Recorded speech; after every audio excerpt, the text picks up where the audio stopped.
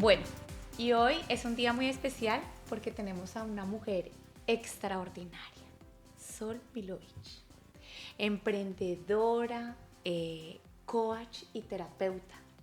Una gran mujer que ha transformado toda su historia de vida en poder sacar a mujeres adelante, en poder transformar vidas y en hacer que nos veamos distintos desde el interior hasta el exterior. Te agradecemos muchísimo que estés acá.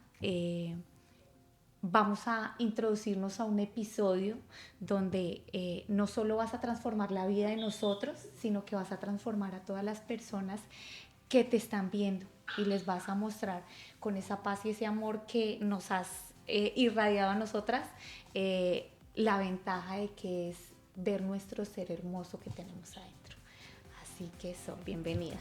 Gracias a las dos. Gracias porque las conocí brevemente, pero me encanta el desarrollo que están haciendo en esta transformación de ustedes frente a las cámaras, lo que quieren transmitir, y esto es de valientes. No todo el mundo se pone atrás de un micrófono. De verdad, muchísimas gracias, Sol, porque es un honor para nosotras tenerte aquí, un ser de luz como lo eres tú. Estás transformándonos, transformas nuestras expectativas y como tu emblemática frase lo dice, nada sucede hasta que se mueve. Entonces yo te aseguro, Sol, que hoy estás aquí moviendo fuerzas, y sé que toda la gente que nos está escuchando hoy se va a llevar una huella muy importante de ti, porque va a quedar grabado en cada uno de ellos. Muchísimas gracias, de verdad. Gracias a ustedes. Aquí estoy para lo que quieran preguntarme. Tan bella, tan bella. Bueno, Sol, este podcast se inició realmente porque somos muchos los inmigrantes que llegamos a este país. Conocimos de antemano algo de tu historia gracias a tu hermosa hija Leila, un ángel que se atravesó. Leila Sol. Leila Sol que se atravesó por medio de Juliet. Y ¿qué crees tú? ¿Cuál es el desafío más fuerte que nosotros, o más bien, que tú tuviste que cruzar al momento de llegar acá a este país? Porque sabemos que estás casada, tienes 4 hijos, eres una mujer, más que la palabra empoderada, eres una mujer de mucha sabiduría. Que ha atravesado tus propios esquemas y tus propias luchas. Pero que las estás transformando en fortaleza para millones de mujeres. Porque eres la vicepresidenta de una fundación maravillosa que está transformando vidas. Bueno, la fundación es Mujeres Latinas Unidas, Redes Sin Fronteras, y ya lleva casi 3 años. Lo hemos hecho con la presidenta, que es Marcela Prado, y un grupo grande de directoras. Hemos transformado muchas vidas, porque los 2 primeros años hemos sido el rescue, que llamaban con todo lo que uno ni se imaginaba. Y tanto la presidenta como todo el equipo que tenemos somos gente de mucho corazón, solidarias en cuanto al accionar y no tener miedo al salir. Y ella, la presidenta, también ha sido inmigrante como yo, como todos somos inmigrantes que hemos venido. Entonces, frente a la pregunta esta que me decís, ¿cuál es la historia de un hombre? Hablo hombre como género humano, hombre y mujer. La historia de un hombre es la historia de todos los hombres. Todos. Estamos todos, tenemos un cielo y una tierra. En el medio estamos todos. El resto son, en parte, que parece grande, pero son nimiñeces, que serían las fronteras, ¿no? O los países. Lo que sucede a uno le sucede a todos. Entonces, como inmigrante, que es algo que por ahí pueden estar pasando muchos, pero en este momento, en esta época, lo que más hay que atravesar es el miedo. El peligro más grande de un inmigrante es el miedo, porque la decisión ya la tomó, o la tomaron por ellos, porque cuando viene una familia, los padres toman las decisiones, pero los hijos acatan. O sea que en ese caso los hijos no tomaron la decisión, pero están acá.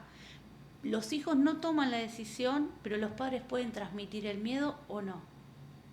Y eso hace una diferencia fundamental. No es lo mismo ir a la escuela con miedo que sin miedo. No es lo mismo ir a trabajar con miedo que sin miedo. Cuando nos hablas del miedo, ¿qué te ha atemorizado a ti? A mí el único miedo grande en mi vida era que algo le pase a mis hijos. Ese era mi miedo mayor. Mi miedo mayor. Pero hablas del pasado. Era. No, igualmente siempre es, ¿no? sucede, Okay. pero en realidad no le tengo el miedo que le tenía antes, ¿sí? Porque antes yo tenía, al ir trabajando en mi interior y cada vez más profundo, algunos miedos van cambiando y ya no son tan exacerbados, sino que son más realistas, digamos. Es realmente miedo. O qué me pasa con esto, que bueno, ahí podemos entrar en muchas variantes porque ahí empieza el miedo más grande, que es a la muerte, y la conexión que cada persona tiene con la muerte, por ejemplo, que eso es otro tema. ¿Quieres decir que el miedo tú lo transformas? Exacto. Siempre. Pero le tengo respeto, o sea, antes era mucho miedo, ¿no? En muchas cosas. Y paras de hacer algo por el Claro. El miedo paraliza, eso es una realidad, pero el miedo está bien tenerlo. La gente que no tiene miedo es un peligro, o sea, no podrías no tener miedo. El miedo a nosotros nos ha dejado evolucionar como especie humana, porque si la gente, los primates no se hubiesen corrido y ido lejos de los depredadores, hoy no estábamos como raza humana. Entonces el miedo está bien, el miedo nos alerta, el miedo nos previene, el miedo como una alarma. Lo que no está del todo bien, o para mí, por ejemplo, es que ese miedo te gobierne la vida, lo tengas todo el tiempo, permanentemente. Eso enferma. Pero el otro previene, tenemos que tener miedo, nosotros le tenemos que inculcar algo de respeto al miedo. Por ejemplo, yo siempre digo, cuando viene una mamá y me dice, ¿qué hago con este nene? 6, 7 años, le digo, mira, la vocación de los padres desde que nacen hasta los 7 años es que no se maten. Ese es el gran trabajo nuestro. Estamos en este proceso. Estábamos hablando, ¿no? Yo le decía a Paula, la de Máximos y Nicolás ahorita es como que ellos quieren ser suicidios todo el tiempo, o sea. Es que ahí, por eso traje esto, porque ¿qué es lo que ellos no tienen? Miedo. Sí, ellos Y no tienen, pero no tienen herramientas, no tienen conciencia, no tienen experiencia. Ahí es donde estamos los padres diciendo, no, el límite, no se puede, cuidado, o atajándolo, ay, ¿qué pasó? O sea, de todo. El miedo de ellos nos lo transmiten a nosotros, o sea, nuestro nivel de miedo se... Nosotros les transmitimos ese miedo a ellos. No, me refiero a que cuando somos madres con los bebés hasta los 7 años, que es lo que tú nos estás contando y nos estás retroalimentando, a nosotros como madres o padres, nuestro miedo pasa de un nivel 5 a un nivel 100. ¿Por qué? Porque no solamente tenemos miedo de nosotros y de nuestra propia vida, sino el miedo a que algo a ese bebé le llegue a pasar. Pero ahí es donde, ahí entra otro trabajo, porque nosotras no podemos dejar que no tengan experiencias. Entonces, si a mí me da miedo que se lastime y me da mucho miedo, cabe la posibilidad de que no lo deje correr. Y si yo no lo dejo correr, le estoy haciendo más mal que bien. Claro. Entonces es mi miedo a que no se caiga, no deja que él haga una experiencia. Claro. ¿Sí? Ven que... Pero hay como una fórmula. Todo en su justa medida, nada al extremo, ni muy poco ni mucho. Realmente deberíamos tratar de manejarnos en un centro. Y para eso yo los invito a una imagen, que es algo que yo siempre les digo a todas las personas que atiendo y al curso que doy de formación. Imagínense, ¿ustedes vieron los luchadores de sumo? Sí. Ellos están en un círculo. Ellos luchan en un círculo, ¿sí? Entonces, ¿quién pierde? El que sale del círculo. Okay. El que se queda en el círculo gana. Bueno, frente a cualquier episodio de nuestra vida sucede esto. Si yo mantengo el círculo, voy bien. Si me salgo del círculo, pierdo o perdemos. Era como la serie que hay ahorita que Sí. todo es un círculo. Que toca estar ahí. ¿Se entiende lo que digo? Por es como supuesto, más claro, rápido por para supuesto. entender. Es decir, Siempre estar en el centro. exacto, en una centro. situación así que uno no sabe qué hacer, es decir, ¿estoy en el centro o me estoy saliendo? Pues si me estoy saliendo, cabe la posibilidad de que algo vaya a suceder peor.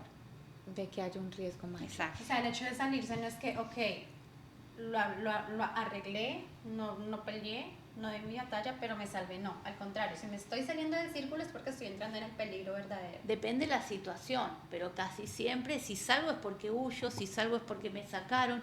Eso no quita de que yo salgo y siempre puedo entrar al círculo.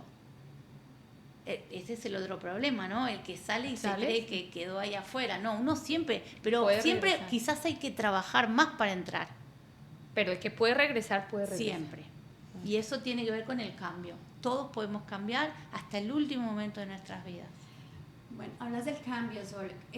¿Cómo enfrentaste o cómo enfrenta una persona emigrante el hecho de empezar de cero nuevamente en otro país, otra vida, otra identidad, dejar? Estuvimos investigando un poquito de lo que dices tú en uno de tus entrevistas y hablas de que el emigrar es un luto. ¿Cómo enfrentas eso, el hecho cuando tú llegas a otro país, empezar de cero y empezar a sobrepasar ese luto? Es que es todo junto, porque uno llega, depende cómo uno llegue al país, ¿no es cierto? Porque es como todo. Uno puede venir en bicicleta, puede venir en carro, puede venir en avión, puede venir en económico, puede venir en first class. Así es la vida, cómo vamos llegando, ¿sí? Entonces, cuando uno llega, no importa cómo uno llegue, algunos tienen más privilegios que otros en llegar, pero que te atraviesa el estar fuera es a todos que nos atraviesa. Es una pérdida. Es una pérdida.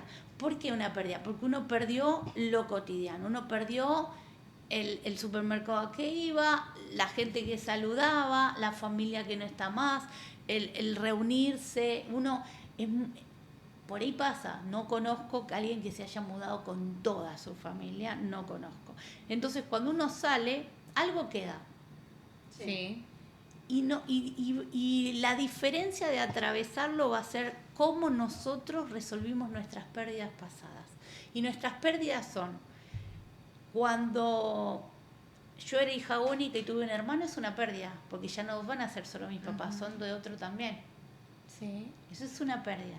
Cuando yo dejo primer grado y voy a segundo, por más que esté contenta, pierdo, porque no voy a tener la misma maestra, porque por ahí los compañeros cambian. Eso es una pérdida.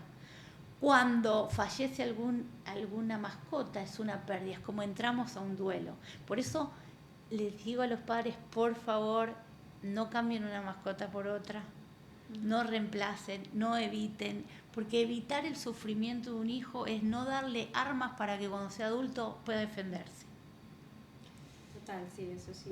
Entonces, esas son pérdidas. Cuando uno emigra, es una pérdida más. Depende cómo te fue, yo digo, cómo te fue en la feria, qué compraste o no, cómo elaboraste o no esas pérdidas anteriores, es el tiempo de maduración, digamos, de gestación de la pérdida actual.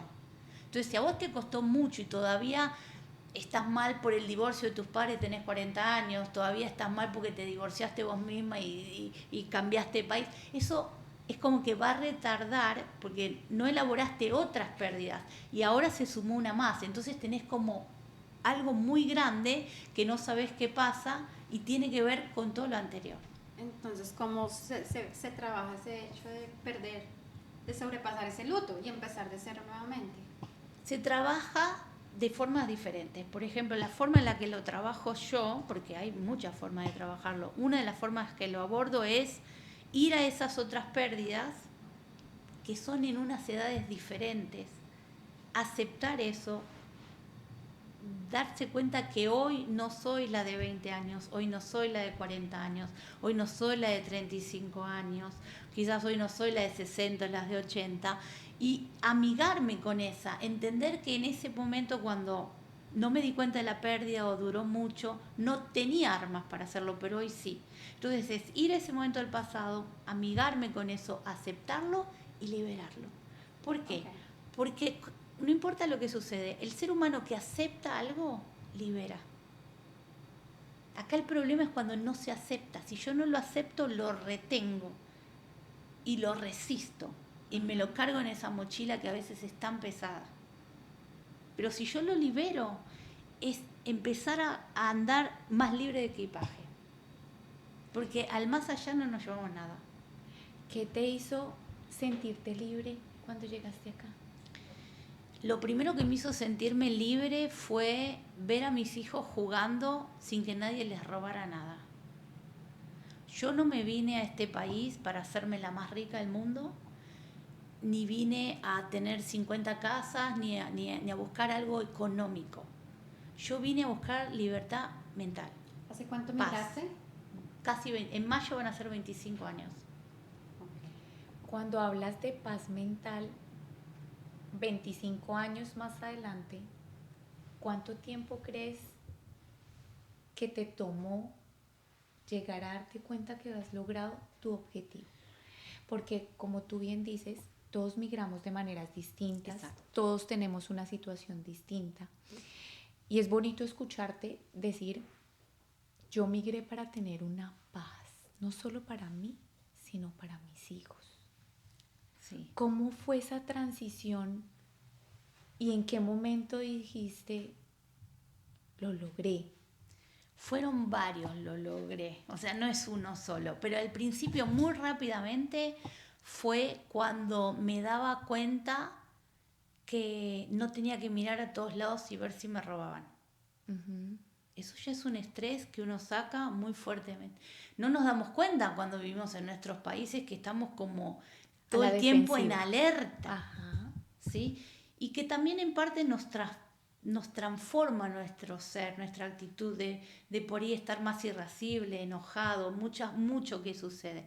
Cuando yo aquí vi que daba otra calidad de tiempo a mis hijos, porque ese estrés de sentirte que tu vida está en peligro hace que vos no puedas estar como mamá dándole tiempo, aunque uno lo hace igual, Uh-huh.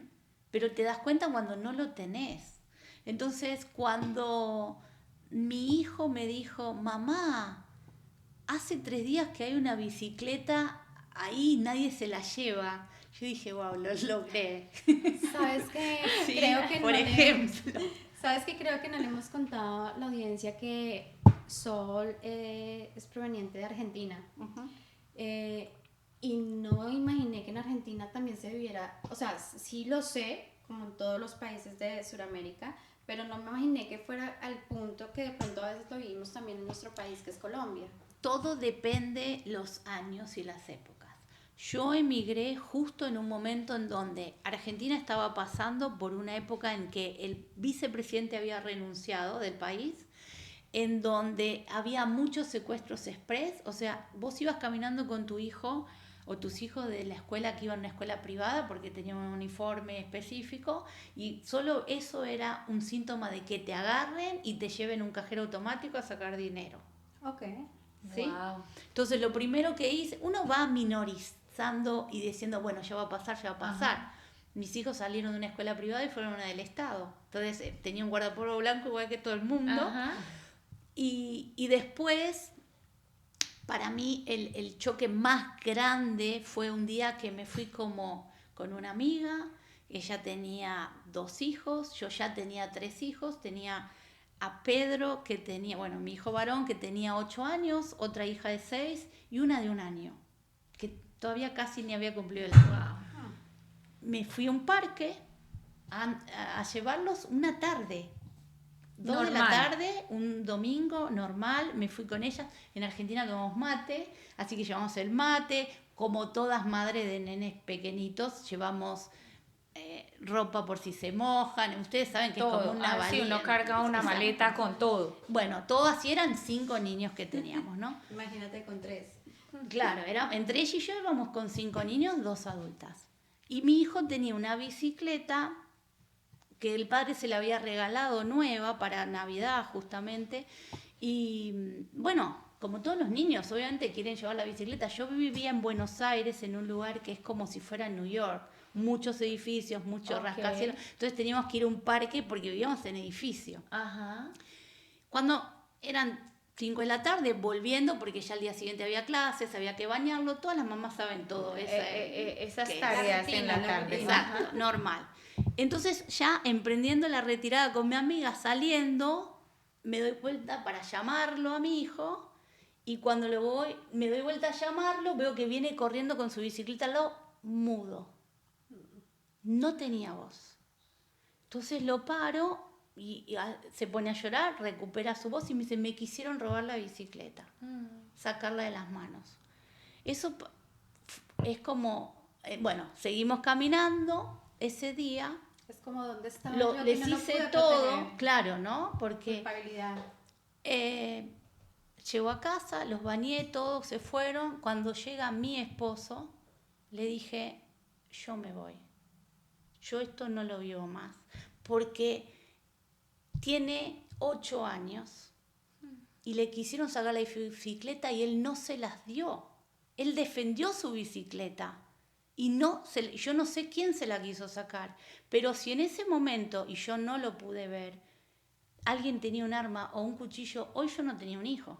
Y donde no tenga 8, sino 14. Bueno, eso fue un momento, yo se los digo y es como que me paraliza ese momento, Claro. ¿no? Y entonces ahí le dije, yo me voy de este país. No me importa si tengo que empezar de cero, no me importa si no soy profesional donde vaya, no me importa si tengo que ir a limpiar pisos o baños, pero no quiero que mis hijos vivan esto. Porque no es posible que ellos vivan esto como algo diario. Y ese era el problema en ese momento. Que la gente te decía, por lo menos no lo mataron. Entonces estaba viviendo lo injusto como si fuera justo. Y no quería que mis hijos se criaran en eso. Y esa fue la decisión. Y fue así. Le dije a mi marido, ¿te querés quedar? Te quedas. Yo me voy con mis 3 hijos. A donde sea que me tenga que ir, pero acá no me quedo. Yo tenía toda mi familia, nadie entendía nada. No era que no tenía dinero, no era que no tenía donde vivir, no era que nada de eso. Pero yo me proyecté años para adelante. Y yo dije, no quiero esto. Y esa fue una decisión que yo tomé y dije, había algo que yo pensaba para mí, ¿no? Porque la gente me decía, ¿cómo te vas a ir? Mi abuela, mi papá, mi mamá, estás loca, que todo eso. Y yo les dije, ¿saben qué? Yo siempre puedo volver, pero no quiero arrepentirme por la decisión de no haber ido. De no haberlo intentado. Y ahí empecé todo el camino para irme, para ver, no sabía inglés, no sabía qué iba a pasar, no nada. Lo único que yo sabía era que así como vivía, no quería vivir más. Qué decisión tan valiente. Porque, te lo digo porque soy mamá y me toca mucho tu historia y ese miedo que tuviste que haber tenido al voltear a tu hijo y no poder hablar, no poderlo proteger, como dice Juliet. Sentirlo tan indefenso y entonces cuando yo no esté, y si él tiene no 8 sino 12 y cree que puede defender y se va a encontrar con alguien, te digo muy honestamente, cualquier mamá dice, yo me voy. Sí, claro. No todo el mundo puede tener el carácter Todas y lo la pueden fuerza pensar, pero no. que tú tuviste. Todas podemos pensar en, yo me voy, yo quiero una solución. De verdad que es de grande las personas que emigramos. Era más fácil quedarme. Claro. Porque era lo que ahí yo podía tener muchos recursos. Pero venirme fue otra historia. Porque ahora yo trabajo en mi profesión y hago todo. Pero mi primer trabajo, y fue muy triste. Porque mi primer trabajo que tuve fue en un Western Union. En Maryland. Y duré 2 días nada más. Porque cuando vino una vez una persona a dar plata para pasar a alguien en la frontera, yo primero que no entendía qué era eso de pasar en la frontera. Ajá. Entonces digo, plata, no entendía a quién le daban dinero, qué lo tenía que hacer todo. Y después cuando fui más atrás de la historia y digo, y el hombre me dice, él había ahorrado 6 meses para pagar eso, pero no sabía si iba a venir la persona que le iba a pagar, porque lo hacía a ciegas. Entonces ahí me topé con otra inmigración, que no fue la mía, porque yo me vine en un avión, pero esa persona iba a cruzar como pudiera. Y eso también era muy duro, porque también lo estábamos viviendo ahí. Duré 2 días porque en ese momento era muy fuerte, yo no podía con eso, no podía sostener esos dolores, no pude. O sea que, Sol, ¿cuál ha sido tu momento más duro como inmigrante y cómo lo superaste? Tuve varios momentos duros como inmigrante. Pero que de pronto se te venga de impacto en este momento a tu cabeza y diga, wow, sí, El más fuerte fue el divorcio que tuve aquí. Sí, porque tienes 3 hijos con tu primer matrimonio. Exacto. Y Leila es Sí. con el último. Porque era la persona con la que yo había hecho la high school y todo, muchos, y todo Argentina, o sea, toda la historia argentina era con él. Entonces, divorciarme aquí fue un impacto muy fuerte, porque no tenía familia, toda mi familia estaba en Argentina, mis amigas, no tenía nadie. Claro. Pues sí, normalmente un O divorcio sea, no es que no duro. tenía nadie, es muy feo decir porque ven, como uno declara, Ajá. yo tenía mis hijos, pero mis hijos no tenían los recursos eran chicos. O sea, para estar sosteniendo a esta mamá que se estaba divorciando cuando tenía un hijo de 11 años o una hija de 9 y otra de 4. Todo te tocaba alienarlo sola. Es que, claro, ver cómo resolvía, porque aparte había que darles a ellos seguridad, ¿no es cierto?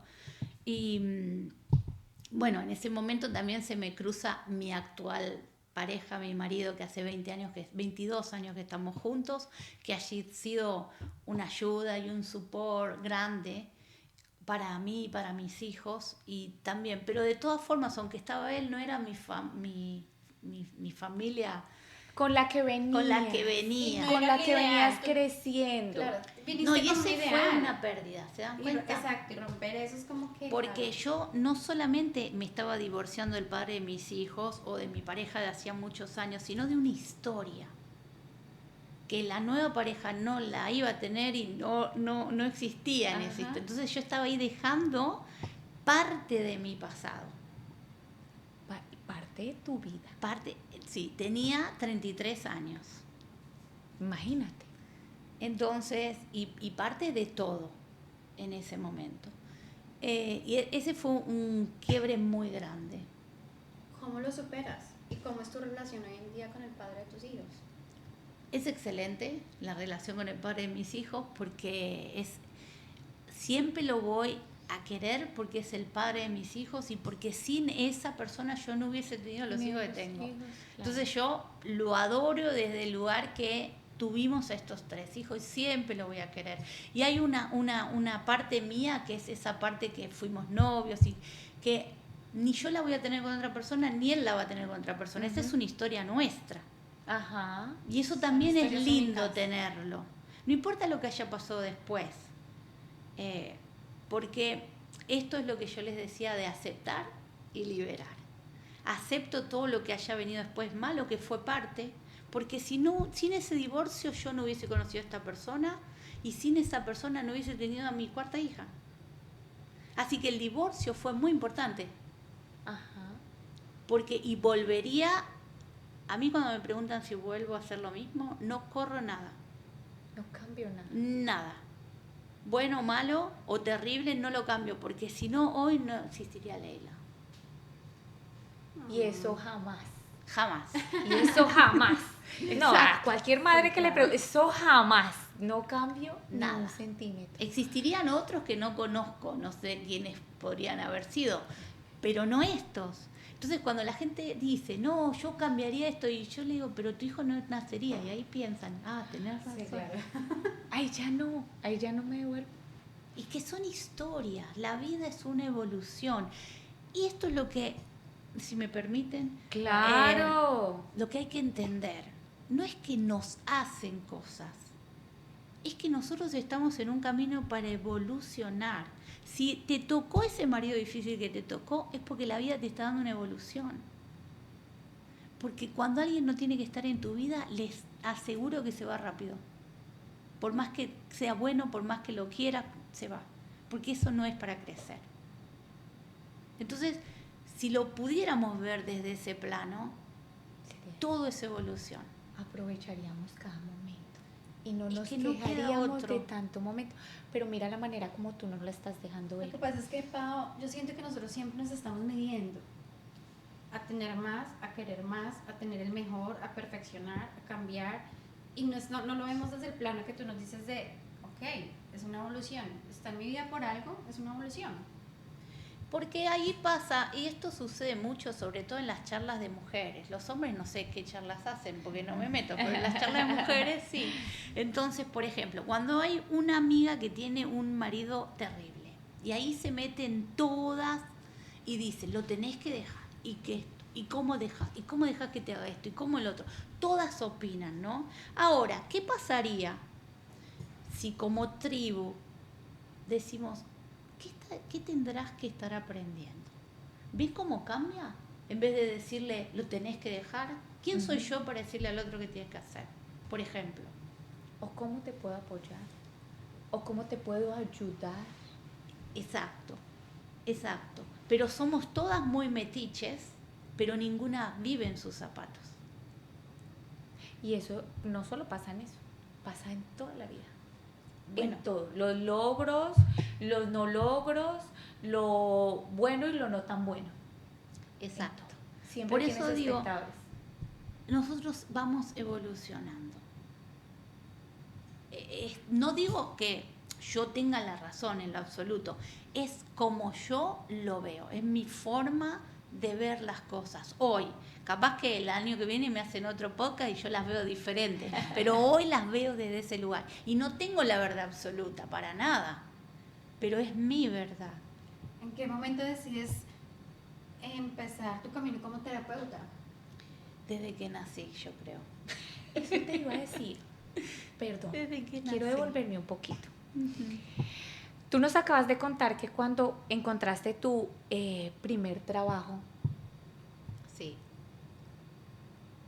sentiste que no podías con ese sentimiento de Era cómo muy fuerte. escuchar a esa persona la otra manera de emigrar a este país. Ujú. Y sí, es un proceso fuerte, cualquiera que lo escuche es un proceso fuerte. Pero de ahí ya tu alma, tu corazón y tu mente te decía, tú tienes un don especial que no todo el mundo tiene, y es eso. Puede ser que te abrumara en ese momento, lo aprendiste a manejar. Lógico. Y ahora estás ayudando. Hoy yo lo podría sostener. La persona que soy hoy, la que era en ese momento, que tenía 29 años, no podía. Pero tu cuerpo te decía, tienes ese don que tal vez tú lo veas que no puedo ayudar, pero el fondo de tu corazón, el fondo de tu cabeza, de tu alma te estaba diciendo, tú tienes un don para transformar vidas, para ayudar, sientes más que los demás, porque hay muchas personas con las que tú puedes hablar y sí, te prestaron atención. No lo y ya. pensaba así, digamos. Esto es como muy evolutivo, como me lo estás Ajá. diciendo, ¿no? Pero cuando era chiquita, por ejemplo, yo tenía 6, 7 años y era de las que yo siempre fui muy deportista, muy de jugar, muy sociable, muy con todas y siempre entraba a todos los círculos sin problemas, ¿no?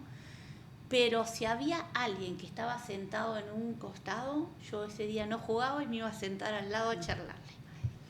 Yo ahora me doy cuenta lo que hacía. En ese momento era como natural, como, dale, vamos. Y yo era la que siempre, esa persona que estaba fuera del círculo, me la llevaba conmigo, como que la padrinaba y la ingresaba al círculo. Entonces, siempre hice esto con mis primos, con los nenes del colegio. Era algo muy común. Yo en ese momento lo pensaba porque soy la hija mayor, soy la hija, nieta, sobrina, de los dos lados la primera. de las dos familias. O sea, que hasta que yo no nací no había bebés. Entonces, claro, y yo siempre lo pensé como que tuve como mucha contención, tías, tíos, todos, a ver qué estoy haciendo, y como que era natural en mí. Ajá. Después con los años me di cuenta que no todo el mundo era empático como yo en eso. Y el de ver qué le pasaba a mis hermanos, qué esto, qué lo otro, cómo estaba mi mamá, cómo estaba mi abuela, cómo estaba mi papá. En esa historia siempre era lo normal para mí. Pero me agotaba porque yo no tenía herramientas, yo no era terapeuta, no tenía herramientas, entonces sufría. Pero por eso, ¿por qué te digo que desde que nací? Porque cuando nací el médico me dislocó el hombro a la salida del parto. Ay, Dios. Así dolor En desde ese que... tiempo era algo muy común. Sí, era un bebé así como con ya lesionado. Y siempre me pasaron cosas así, que me cuentan, ¿no? Por ejemplo, a los 2 años en una fiesta iba caminando y mi tío me agarró de una mano, si no me caigo en un pozo de 6 metros, por ejemplo. La primera vez que se van todas las familias de vacaciones a la costa, me pierden esa noche. Y entonces yo digo, ¿cómo pueden tantos adultos, eran como 10, perder a alguien de 2 años? Y entonces me cuentan eso, que yo estaba atrás de un árbol y todo el mundo buscando y todo eso, y hasta que alguien ve el pelo mío de noche. Pero yo, o sea, solo crucé y me quedé atrás de un árbol, mientras todo el mundo buscaba. Se enloqueció. ¿No? Entonces es como, siempre he tenido como algo especial, y esto, Para mover masas. no sé si mover masas en Pero sí, para sino hacer que luz. me protegen. Porque he tenido un accidente muy terrible de autos en donde muere casi el 98%, y todos mis hijos, yo iba con mis 4 hijos y yo salí bien, diga, bueno, con el volante hasta acá, muchas cosas, pero no se me rompió ni nada. Sí, entonces siempre he tenido así como eso, no es que me jacte de esas cosas, pero he tenido muchas situaciones en donde como que la vida me dice, no es tu tiempo, tenés que estar acá. Tienes que ayudar a más mujeres y a más hombres. Y por eso es que me siento responsable de eso, y donde puedo ayudo. En tus Por esa consultas, misma responsabilidad. ¿en tus consultas recibes más mujeres, más niños, más hombres? Mujeres. Igual, más mujeres. Es que a los hombres les cuesta más hablar. Pero Buscar una ayuda. vez que también atiendo hombres, porque una vez que empatizan conmigo en lo que es las sesiones, se abren muchísimo. Y eso es liberarse. Los hombres guardan mucho. Y también necesitan tener un lugar en donde puedan Descargar todo eso. hablar. Pero a veces también es la historia, ¿no? Por ejemplo, se le está permitido llorar a la hija, pero no, vos no llores, aguantate. Y eso se va creando y llega un momento que ya es inconsciente que se aguantan. Ok. Y que no pueden estar hablando. Por eso, bueno, antes había una estadística que había más infartos en hombres que mujeres, pero ahora estamos iguales. una sola. Ahora las mujeres también callamos. Nuevamente, queremos ser enfáticas en el proceso de migración.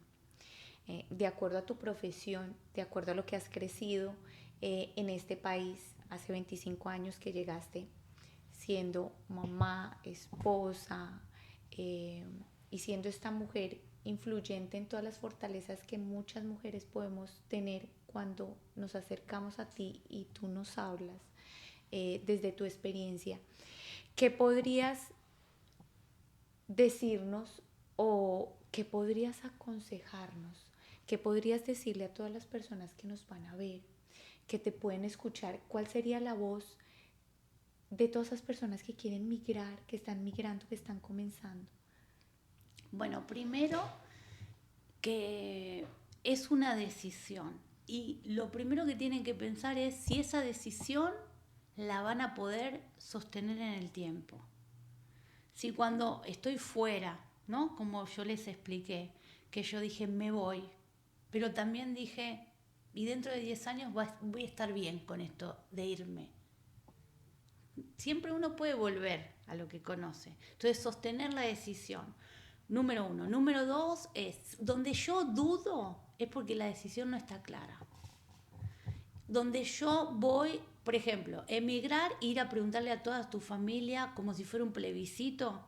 ¿Será que sí? ¿Será que no? ¿Será que sí? ¿Será que no? Eso entonces no. O sea, yo cuando tomé la decisión, la compartí primero con quien era mi esposo en ese momento, y después entre los dos, lo que dijera el mundo no importaba. Ya se había tomado la decisión. Era una decisión. Otra de las cosas que yo también he visto, es, no, yo no me voy porque mis hijos son chicos y no se quieren ir y no quieren dejar la escuela. Los hijos no toman decisiones. Las decisiones las toman los padres. Cuando uno toma una decisión de emigrar, uno no le puede preguntar al hijo de 10 años qué hace, si se quiere ir o no. La decisión es del adulto. Porque entonces, si yo le pregunto a mi hijo de 10 años, es porque en esa casa no hay adulto. No hay. Sí, claro, tiene sentido. Entonces, cuando yo voy, esos hijos van a ponerse mal. A mí me ha pasado. Mi hijo empezó 4º grado en este país y lloraba y me decía, nadie me va a hablar en inglés, en español. Le digo, y no te van a hablar en español, pero te van a ayudar y vas a ir aprendiendo. Y lloraba y no quería, porque para él también, y los 3 primeros meses lloraban y se ponían mal y nos decían nosotros, ¿por qué nos sacaron a nuestros abuelos? ¿Por qué no puedo volver a Argentina? ¿Por qué? Y se ponían mal y hay que estar frente a eso. Pero ahí es donde está el adulto, porque ellos no entienden el qué, por qué lo hicimos o para qué lo hicimos, ¿no? Y no lo van a entender sino hasta dentro de un tiempo después. Como me pasó a mí, como le debe pasar a mucha gente, que el día de hoy mis hijos me dicen, gracias mamá por haber tomado esa decisión. Me emociona porque lo siguen diciendo y me dicen, no sé qué hubiésemos hecho si no hubieses tomado esa decisión. ¿Qué sería de nuestras vidas? Gracias. Entonces ahí es otra de las preguntas que te respondo, que es otro logro. ¿Vas a decir que lo lograste? Bueno, ahí, cada vez que vi a mis hijos egresar de la high school, por ejemplo, cuando sus logros son en parte la proyección de la decisión que tuve. Pero no es que sus logros yo los vivo como si fueran míos desde un lugar enfermo, decir, lo tienen que hacer. No, es que lo vivo desde un lugar amoroso y desde un lugar bien. No les paso como diciendo, hice todo esto por ustedes. No, lo hice con amor, lo hice bien, no sabía cómo me iba a ir, que es otra de las cosas que tiene la inmigración, la incertidumbre. La incertidumbre es lo que nos pasa a todos en la vida. No sabemos qué va a pasar, si yo salgo de acá, no lo sé. Pero ahí es donde la fe de cada uno tiene que prevalecer frente a la incertidumbre, siempre. La fe en mí. Por ejemplo, y yo también he tenido, o sea, no te digo discriminación así grande porque yo no lo he sentido, porque mi forma de ser es que no lo siente. Pero yo también he ido, me acuerdo, cuando estaba buscando departamentos, lo primero que hace un inmigrante casi siempre es que busca un departamento de un lugar al otro y empieza a cambiar. O sea, algunos tendrán el privilegio de venir con una casa, no me pasó a mí. De hecho, les voy a confesar que recién hace poco tiempo me di cuenta que mi primer departamento había sido en zona 8. Nunca me había dado cuenta. Vivía en Maryland. Mi hijo me dice, mamá, vivíamos en un section 8. Y yo digo, wow, y no me parecía bárbaro. O sea, para nosotros, pues de lo que estabas viviendo, lo viví así, me pareció. Aparte era todo abierto, en Maryland, todo grande. Y a mí hasta y nosotros teníamos nuestro propio departamento en una zona muy linda en Buenos Aires. Pero a mí no me importaba, porque yo veía que podían jugar y estaban bien y todos bárbaros, ¿no? Entonces, ¿qué les digo? El miedo, la incertidumbre, el no sentirse culpable. La palabra culpa a mí no me gusta. Yo la cambio por responsabilidad. No existe culpa, existe la responsabilidad de algo. ¿Quién es el responsable de? No el culpable de. Cuando nuestros hijos nos culpan, hay dos formas de agarrarlo. Yo me siento mal y me pongo en víctima y entonces ya no soy la mamá, sino soy la amiguita de mi hijo. Me decís, sí, pobrecito. No, ¿sabes qué? Las veces que me vinieron a mí a llorar, les digo, ¿saben qué? No me importa. Y yo se los decía, lloren ustedes ahora, que yo no quiero llorar cuando ustedes sean grandes. Lloren ahora, les decía a ellos. Y ellos no entendían eso, ¿no? Pero yo estaba firme en que las cosas iban a ir para mejor. Aunque a veces pareciera que iban mal, ¿sí? Normalmente suele pasar cuando uno migra. Y después volví a emigrar, digamos, internamente, porque cuando yo me divorcié, al padre de mis hijos le dejé todo, hasta los carros. Yo me vine con una valija a la Florida. Sola. Dejé todo. Y lo que no dejé, él me lo tiró un container. Todo. Mis libros, que era lo que más me importaba a mí. Lo más doloroso, los libros. Obvio que me enojó por mucho tiempo y después dije, bueno, Ya, listo, ya está. ya Pero pasó. me dio un aprendizaje. A partir de ahí, todos mis libros eran digitales. No me los iba a tirar más nadie en la vida. ¿Sí? Pero entienden esto de que el miedo no sirve, salvo que sea para prevenir. La incertidumbre es algo que va a pesar, porque incertidumbre tenemos todos, sino que es qué hacemos con lo que nos está sucediendo. La culpa, cambiarla por responsabilidad. Y si yo no puedo sostener, cuando mi hijo me culpabiliza de algo, no es mi hijo el problema, soy yo que no estoy siendo adulta en lo que me está diciendo. Y no todo es debatible. Las decisiones de adultos son de adultos. No es una democracia para ir a preguntarle a los hijos. Es la forma en la que yo tengo esta forma de actuar. Mi casa es una monarquía, no es una democracia. Hay un rey y una reina y el resto son, hasta por ahí príncipe, la mayoría discípulos. ¿Sí? Fuera puede ser una democracia, pero ahí hay quienes mandan. Cuando son adultos y crecen ya es otra historia, pero mientras son chicos no es andá a sacar la basura, no es podés ir a sacar la basura, te parece, lo querés, no, andá y saca la basura. Hasta el tono de voz cambia. Exacto, pero eso tiene que ver con la seguridad y cómo uno marca los límites. Y dentro de esto, sobre todo cuando tenemos hijos y en la inmigración y se sufre todo, ¿para qué hacer extra el sufrimiento, no es cierto?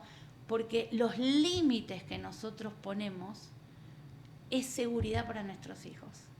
Cuando no tienen límites, no es seguridad. Entonces, el límite no es que estás haciendo un mal papá. No, estás poniendo un límite y esto le da seguridad a tu hijo. Claro.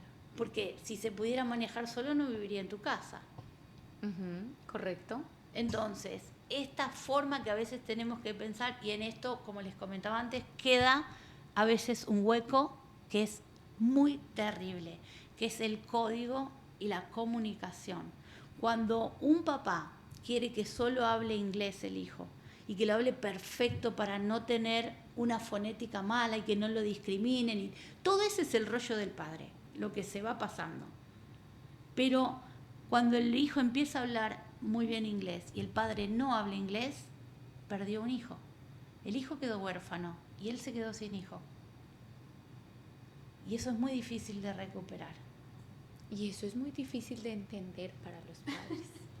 Para entender, Claro. empieza de nuevo en qué.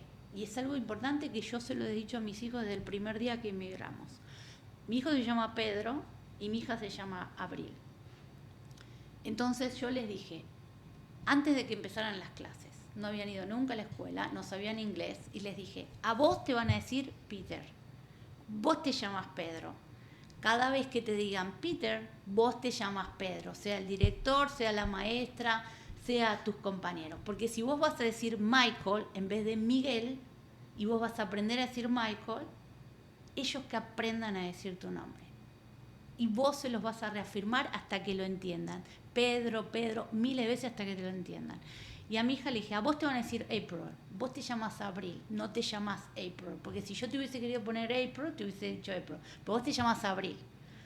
Entonces cada vez que te digan April, vos le decís Abril. Abril. Bueno, y eso fue una afirmación tener total. una pérdida de identidad. Y entonces les dije, van a hablar al principio mal, como todo, uno va aprendiendo, pero del día de mañana vas a tener 2 idiomas. Y probablemente hables con fonética. No se nos va a perder el acento argentino porque son nuestras raíces, porque somos argentinos, porque yo no me voy a hacer que vengo de Alemania porque soy argentina, entonces siempre voy a tener el acento argentino aunque hable inglés. Y no pasa nada, es nuestro acento. Pero si vos no querés tus raíces, a vos nadie te va a respetar. Entonces, primero, mostrate respeto. Y eso fue prioridad siempre, de entrada. No me importaba qué, a mí me han burlado por cómo hablaba. De hecho, una vez me dijeron, uy, qué fuerte hablas el inglés. Le digo, sí, seguramente, y siempre lo voy a hablar, pero mientras te entienda y me entiendas, vamos bárbaro. Porque yo no nací acá y si yo te hago hablar a vos castellano como lo hablo yo, no te va a salir. Mira que lo que estás diciendo es una realidad diaria de las personas que emigramos y empezamos a aprender o aprendemos inglés. Y es porque existe un punto de discriminación cuando no te entienden. Cuando maybe tú ya sabes que sabes inglés, pero tu manera de expresión no es lo suficientemente clara. Exacto. Para una persona que nació y habla de su lengua natal en inglés. Pues es como se discrimina a uno mismo. Y no solo uno mismo, lo discriminan. Disculpa, te pueden decir, no sí. entendí, estás hablando raro, hasta lo mismo que pero te dijeron. Pero ahí pasa por lo mismo que les dije. Cuando el otro nos discrimina, uno dice, pobre, ¿no? Eso es lo que tú tienes para brindar. ¿Sí? Es lo que tiene. Porque en realidad uno discrimina lo que no conoce, lo desconocido, lo que le da miedo. Y ese es problema del otro. Es problema mío cuando el otro me discrimina y yo me siento discriminada. Ese ya es mi problema. Claro, ya lo estoy sintiendo. Pero si el otro me discrimina, ¿sí? Y yo, bueno, se queda en el otro. Es su problema, es lo que él piensa. Y yo no puedo hacer nada con lo que él interpreta. Yo solo puedo hacer y cambiar lo que yo interpreto. Por eso también es importante que cuando yo no entienda al otro, yo no lo discrimine. Y ahí piense, ¿qué me está dando miedo de esto? Lo que no conozco, lo que... ¿Se entiende? Es un ida y vuelta. Y quiero decirles que en 25 años yo me he topado con muchos americanos hasta que al principio yo no sabía inglés, ellos no sabían español y gente buenísima para tratar de entenderse. En este pasaje de inmigración yo me he topado más con gente buena que mala. Y eso lo quiero recalcar, porque este es un país maravilloso. Y en todos los países hay gente buena y no tanto. No es el país, somos las personas. Y este es un país conformado por inmigrantes. Y todos somos importantes. Entonces, ¿cuál es el miedo importante de Estados Unidos? Que en el 2030 vamos a ser la mayoría. Y es una verdad latente. Entonces, también tienen que aprender a hablar español. Sí. A veces es difícil que ellos entiendan esta parte, porque ellos están en que no, pero es que usted está en Estados Unidos. Son las estadísticas, son los números. O sea, no es algo que lo estemos inventando, son las estadísticas y son los números. Y es la realidad. Entonces, pero también es dejar bien alto lo nuestro. Y esto lo digo como inmigrante. Si yo soy de Argentina, yo hoy a donde vaya soy abanderada de mi país. Tengo que hablar lo mejor de mi país. Cuando yo hablo mal de mi país, no estoy hablando bien de mí. Así como yo dije lo que me trajo aquí, puedo decir todo lo maravilloso que tiene mi país y que yo también lo traje acá. Mis hijos toman mate, comen alfajores, comen asado. Bueno, tenemos a Messi que está por todos lados. Y que ahorita ya está radicado acá, ¿no? Ya está radicado acá, por ahora. Más allá de eso, el fútbol, lo tengo que decir porque somos campeones. No, sí. No vamos a entrar en esos temas de fútbol. Pero bueno, entonces, volviendo a lo que es la inmigración, no discriminarse a uno mismo. Pero amar sus raíces. Amar sus raíces porque nadie te va a respetar si vos no haces respetar lo tuyo.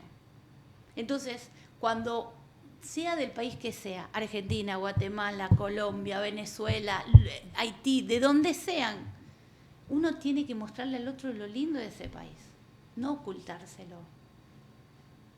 Pero esto es un cambio que tiene que haber muy grande como nosotros a nivel inmigrantes. Cuando inmigramos tenemos que pensar que somos abanderados de ese país al que venimos. De hecho, yo soy ciudadana americana hace ya muchos años y es algo muy lindo en la ceremonia de ciudadanía. Eso es un logro muy grande también, ¿no es cierto? Sí. En la ceremonia de ciudadanía, lo primero que hacen es nos van nombrando por países porque le damos honor al país que nos vio nacer, pero nosotros estamos jurando lealtad a Estados Unidos. Pero primero aplaudimos al país que nos vio nacer. Si ellos lo hacen por nosotros, ¿por qué nosotros no lo hacemos por nosotros mismos? Por ellos. Claro. Y bueno, con esto si quieren hacemos otros capítulos, pero les puedo decir el cierre de inmigración, ¿no es cierto? Sol,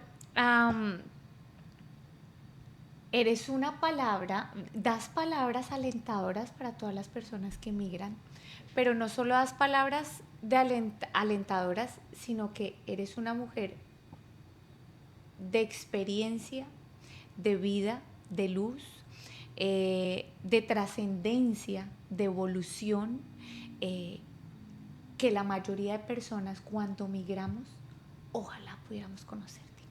Dijiste algo que me viene a la mente, hay algo en donde uno emigra y falla, ¿sí?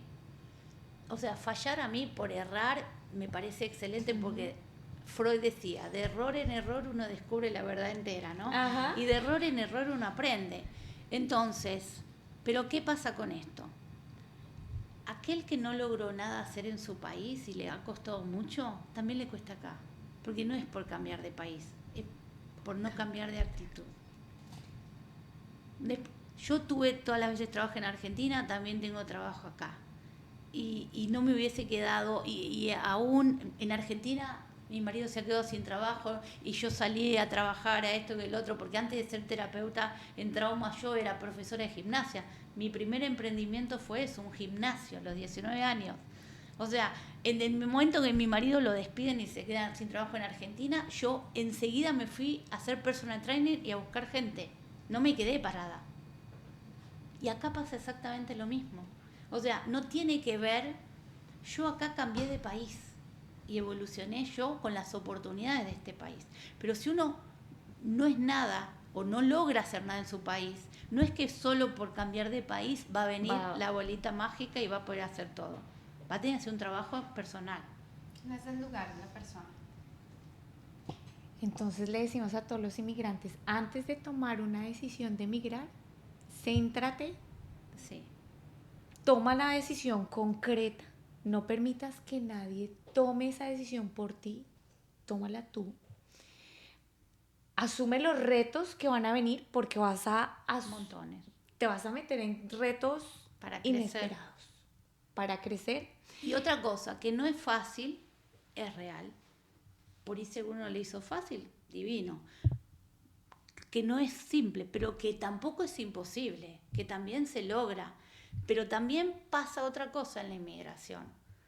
Uno llega acá y trata de ir a lo que conoce, un familiar, un amigo, y entonces hace, por ejemplo, no sé, si son de Venezuela, de Argentina, Colombia, lo que fuera, dicen argentinos en tal, el grupo argentino, venezolano, y se van haciendo, eso se arma un gueto. Cuando uno viene a este país se tiene que hacer una inmersión en la sociedad. Entonces, si vos venís a esta sociedad y se festeja Thanksgiving, festejalo. Pero yo me he topado con muchos que dicen, no se celebra. Yo lo celebré desde el primer día. ¿Sabiendo qué? Sabiendo que mis hijos iban a ir a la escuela y iban a preguntar qué hicieron. No puede decir, no, en mi casa no se celebra. Si estamos acá, hay muchas cosas que hay que celebrarlas. Podés mantenerlo de tu país, pero vos no podés hacer tu país minimalista aquí. Tenés que meterte en la cultura, porque si no, ¿a qué viniste? Entonces eso también es importante. Total, y era lo que ahorita hablábamos detrás de cámaras, y es cuando tú migras con ese objetivo tan claro, tú estás dispuesta a comenzar de cero una o 1000 veces más. Es decir, Exacto. puede pasar cualquier cosa, pero tú puedes intentar crecer una y otra vez. ¿En algún momento de tu vida sentiste que la llama se apagó? Muchas veces. Los 3 primeros meses cuando llegué a este país yo revolvía un café y me ponía a llorar, me caían las lágrimas, estaba angustiada total. Creo que, pobre, no me di cuenta. Vino una persona argentina, yo hice todo un video de filmación, iba llorando. Y mi familia, claro, cuando lo recibió, yo no lo pensé, cuando lo recibió vio mis llantos y todos se querían morir, estaban todos en Argentina. Y yo la estaba pasando mal. Muchas veces la pasé, muchas veces dije, ¿qué hago acá? ¿A qué vine? Y siempre fue lo mismo, por donde partí. Me acordaba ese momento de la bicicleta con mi hijo y dije, vine a esto. A esto. Esto es lo que no quiero. Pero miles de veces, ¿qué hago acá? ¿A qué vine? Hasta que llegó un punto, me acuerdo, una de las tantas veces que viajé a Argentina, hubo una vez que a mi regreso dije, este es mi país. Yo ahora soy extranjera en Argentina. Y eso es muy lindo, sentirte acá a casa. Sentir que te abrazó el país. Llegar al aeropuerto de Miami, más allá que te sentís casa porque te abraza el calor, decís, bien, esta es mi casa. Ahora tengo esto. Pero no fue de un día para el otro, tardó mucho tiempo. Yo regresé a mi país 7 años y medio después. Wow. O sea, muchas cosas pasaron. Muchos duelos tuviste. Muchísimos. No solo tú, sino tus hijos. Mis hijos regresaron 9 años y medio después que se habían ido a Argentina. Y hoy están acá y están bien y están contentos y cada uno se desarrolla y hace su vida. De hecho, tengo una hija viviendo en Illinois y que va bien y está bárbara, pero ellos ya hacen su vida, ¿sí? Pero ¿Tienes nietos? todavía no sé cuánto, pero todavía no. Me encantaría tenerlos, pero no empujo a mis hijos a que los tengan. Son libres de si quieren tenerlos y si no, está bien. Es la decisión de ellos. Y eso también es un corte muy grande en toda mi familia, que todos tenían hijos jóvenes. Ya ahí es donde me marca a mí que ya hice totalmente diferente a la historia. Nadie repitió. Y eso, rompiste círculos. Sí, pero para romper círculos hace falta una persona que se aguante las tormentas, que se aguante lo que va a venir y que de acá para allá no haya días más lindos. Y puedes decir, hay que aguantarse fui eso. Yo. Puedes en decírtelo. parte, gran parte de mi familia, Claro pero que sí. En algún momento hay que hacer un corte. Y el corte siempre es cuando alguien empieza a despertar. Despertar uno despierta todo su árbol genealógico. Así que eso es. Sol, de verdad nos encantaría poder seguir hablando. Sé que nos desviamos o le dimos el preámbulo a migración, pero es que eres coach y eres transformadora de vidas. Eres una persona empoderada en poder cambiar la visualización de muchas personas que en algún momento nos sentimos agobiadas o afectadas y necesitaríamos una voz como la tuya. Ojalá nos puedas aceptar otra invitación, pero más de que hablar de esta parte de migración es poder contarle a todo el mundo parte de tu experiencia y profesión, donde puedas darle esa voz de aliento a muchos corazones que necesitan. Durante muchos años yo estudié mucho, porque le di mucho privilegio al saber, era muy importante para mí. Y eso también venía de un trauma mío, de que cuando iba a la escuela, las maestras como que medio no me tomaban en serio, como me decían, vas a ser modelo o algo. Yo decía, no, entonces me vestía mal y solo estudiaba. Hasta que dije, bueno, puedo hacer las dos cosas. Pero a veces decir todo lo que yo estudié son solo papeles, ¿no?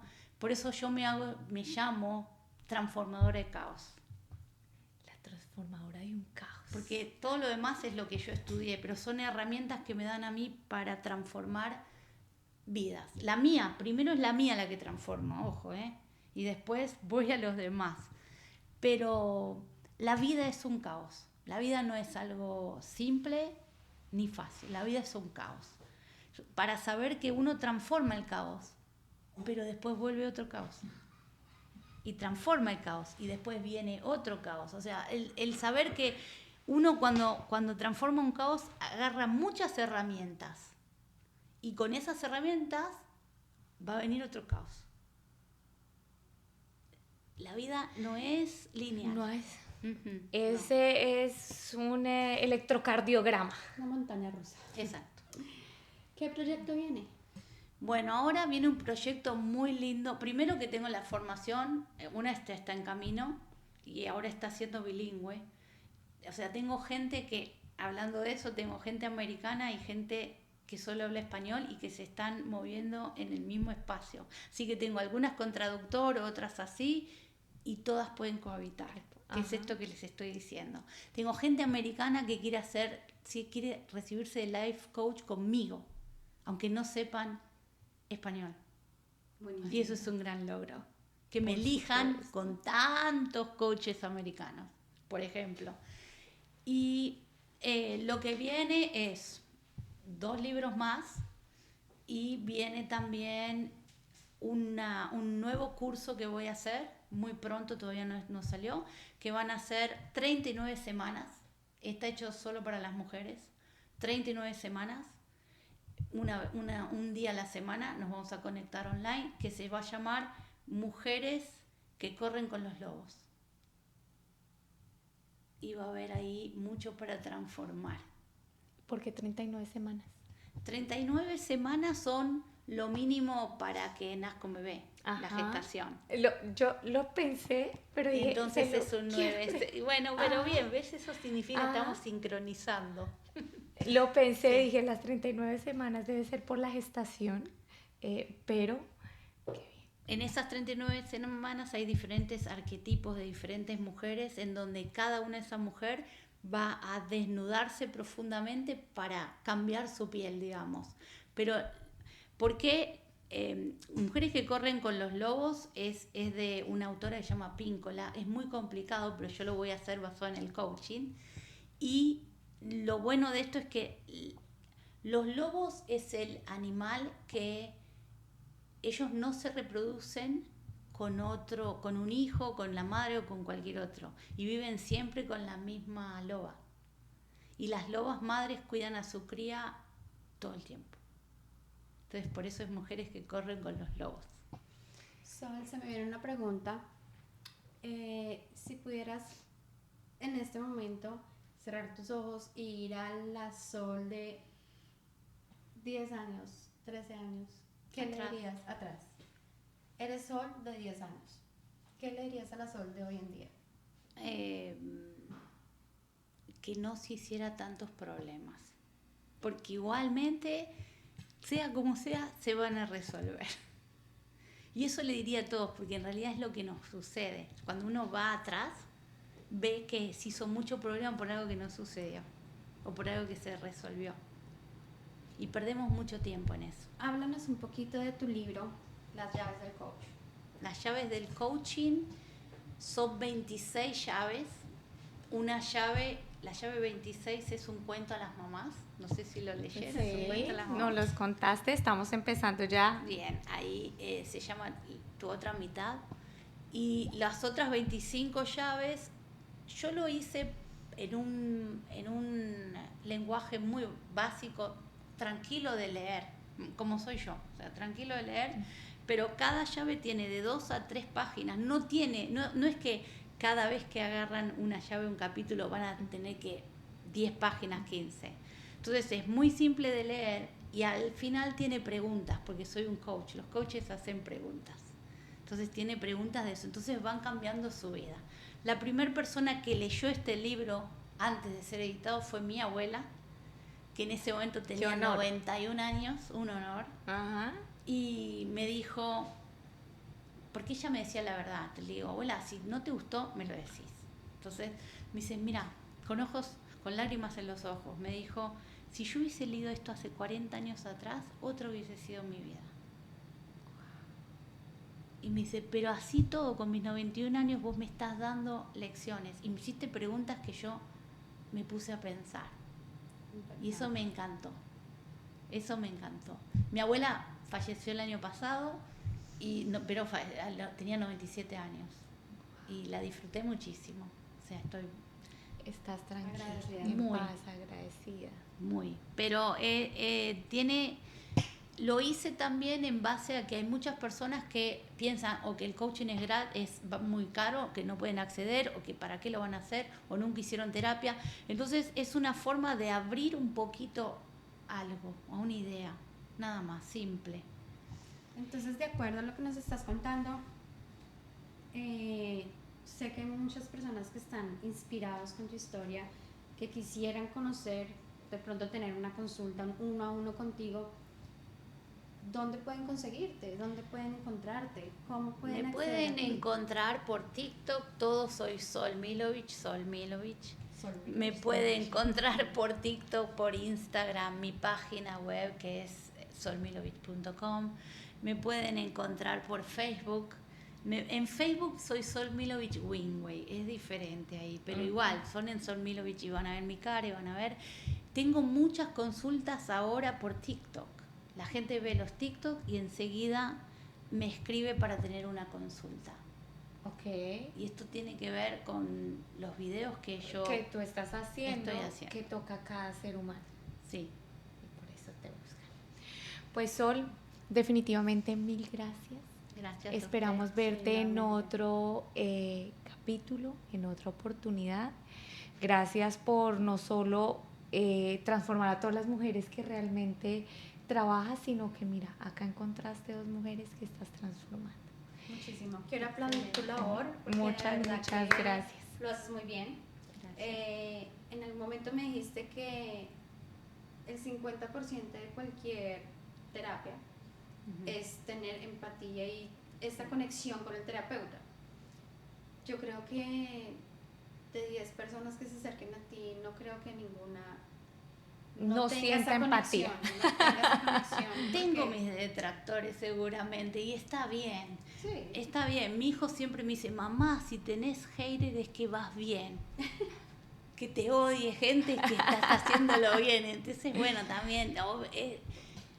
Durante muchos años de mi vida, hace muchos años atrás, yo trabajé para quedar bien con mucha gente. Y acá les voy a abrir otro capítulo. Yo trabajé mucho para ser la hija perfecta, la sobrina perfecta, la profesional perfecta, la esposa perfecta, y me desarmé yo. ¿Sí? Viví 7 años de bulimia por eso. Entonces, yo aprendí de eso y yo no soy perfecta. Me costó Sí, claro. muchos años de mi vida salir de ese lugar para que todo el mundo me quiera. Pero, ¿qué aprendí? Para que todo el mundo me quiera me tengo que romper yo. Y yo no estoy dispuesta a romperme por nadie. Sí, uno desafortunadamente a veces se deja para lo último, queriéndole agradar, pues, iniciando por el Exacto. hogar de uno, ¿no? O sea, uno primero a su núcleo más cercano, Eso luego sí. se extiende a los familiares, luego a las amistades, A el todo. trabajo, esto, pero cuando uno se voltea a mirar, uno dice, ¿y yo?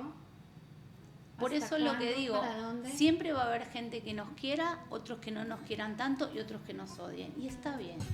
Y está bien.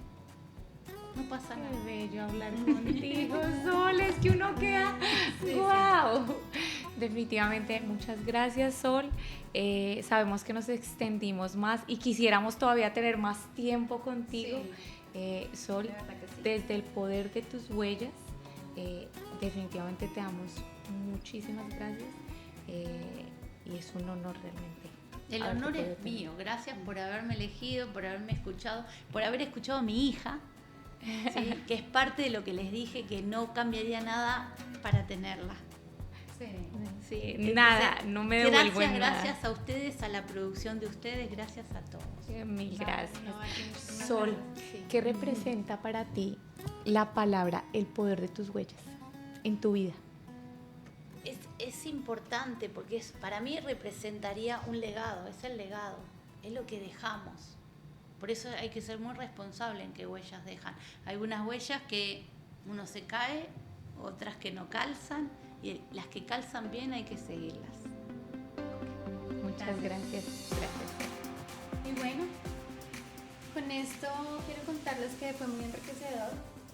mucho sentido todo lo que nos contó hoy nuestra maravillosa Sol. Vamos a esperar nuestro próximo capítulo con Los Leila invitamos, Sol, claro que que es la sí. hija de ella, que también va a estar Que es Coa también. también. Hace parte también de la formación de ella. Es una niña que apenas tiene 17 años, 19 años, y ya le dan lecciones de vida fuertes, que de verdad... Entonces nos vemos en un próximo episodio y sí, vamos a intentar tener a Sol en otro episodio para que nos adentre en este proceso de crecimiento personal, de escucha, de diálogo, de comunicación, que normalmente se nos olvida. Entonces, Ha y sido es un demasiado aprendizaje. importante. Gracias. Mil gracias y hasta luego. Bye bye. Bye. Chao, chao.